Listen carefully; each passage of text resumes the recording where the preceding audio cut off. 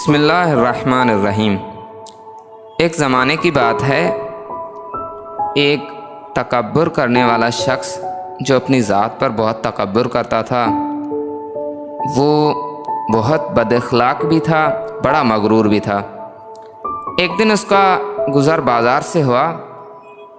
ایک بیچاری عورت اپنے سر پہ شہد کا مٹکا لیے ہوئے شہد فروخت کر رہی تھی۔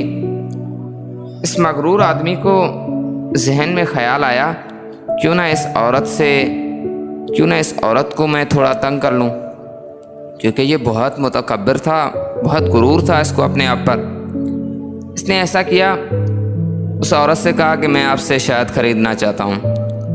اس عورت نے، بیچاری نے، جب مٹکا نیچے لانا چاہا تو اس نے زور سے مٹکا کھینچا تاکہ مٹکا ٹوٹ جائے اور اس کی شہد جو ہے وہ زمین پر بکھر جائے، لیکن اتفاق یہ ہوا کہ شہد جو تھی وہ ساری اس مغرور آدمی کے کپڑوں پر گر گئی۔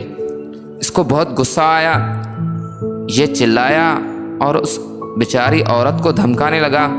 جب سارے بازار کے لوگ وہاں پر اکٹھے ہو گئے، کوئی بھی ایسا آدمی نہ تھا جو اس مغرور کو کہتا کہ اس بیچاری عورت کا کوئی قصور نہیں۔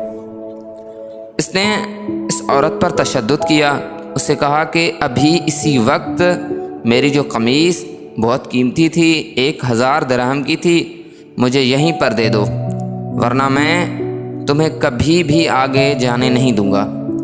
یہ بیچاری عورت بہت پریشان ہوئی کہ شہد بھی میری تھی اور مٹکی بھی میری، توڑی بھی اس نے اور پیسے بھی میں دوں۔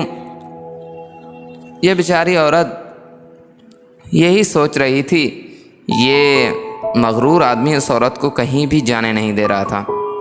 اتفاق سے وہاں سے ایک نوجوان کا گزر ہوا، جو نوجوان بہت عقل مند تھا اور با اخلاق تھا۔ اس نے سب سے پہلے اس مغرور شخص کو کہا کہ تمہاری قمیص کی قیمت میں ادا کرتا ہوں، تمہاری قمیص کتنے کی ہے؟ اس مغرور نے کہا میری قمیص 1000 درہم کی ہے۔ اس نوجوان نے 1000 درہم جو ہے اس مغرور شخص کو دیا اور اس عورت بیچاری کو مٹکا جو تھا اس کا ٹوٹ گیا تھا اور اس سے بھی کچھ پیسے دیے۔ ابھی یہ مغرور شخص ذہن میں بہت خوش ہوا کہ 1000 درہم جو ہے میں نے کما لیا۔ جب وہ وہاں سے گزرنے لگا تو اس نوجوان شخص نے کہا، اے بھائی، ہم نے تمہاری قمیص 1000 درہم میں خرید لی ہے، تمہاری قمیص ہمیں لوٹا دو، کیونکہ یہ قمیص اب تمہاری نہیں رہی بلکہ ہماری ہے۔ یہ مغرور شخص بہت پریشان ہوا کہ میں ننگا کیسے جاؤں۔ اس نوجوان نے کہا اب یہ قمیص ہماری ہے اور ہماری مرضی تمہیں دے یا نہ دے۔ یہ بیچارہ مغرور جو اپنے آپ کو بہت تکبر کرتا تھا بہت پریشان ہوا، سارے لوگ اکٹھے تھے۔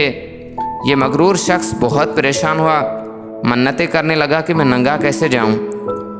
اس نوجوان نے کہا اب تو تمہارے پاس 2 ہی راستے ہیں، یا تو ہماری قمیص ہمیں لوٹا دو اور ننگے ہو کر اپنے گھر جاؤ، یا اس قمیص کے 2000 درہم ہمیں واپس کر دو، کیونکہ اب یہ قمیص ہماری ہے اور ہماری ہی مرضی ہے ہم جتنا بھی اس پر داؤ لگائیں۔ یہ مغرور بہت پریشان ہوا اور بالآخر مجبور ہو کر اس نے 2000 درہم اس نوجوان کو دیے اور پریشانی کے عالم میں گھر لوٹ گیا۔ اس نوجوان نے وہ 2000 درہم بھی اس بیچاری غریب عورت کو دے دیے۔